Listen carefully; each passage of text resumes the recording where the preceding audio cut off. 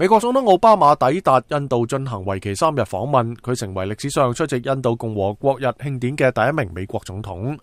印度總理莫迪打破慣例喺機場熱烈擁抱奧巴馬，以表明今次訪問嘅重要性。雙方嘅會談將主要集中喺貿易方面，亦將會納入安全、核能同氣候變化等問題。奧巴馬抵達之後前往總統府出席印度總統穆克吉舉行嘅歡迎儀式。奧巴馬仲到聖雄甘地紀念館敬獻花圈，同莫迪總理會談，稍後參加國宴。喺星期一參加印度共和國慶祝活動之外，奧巴馬仲將會喺美印商界領袖聚集嘅一個 CEO 論壇上發表演說。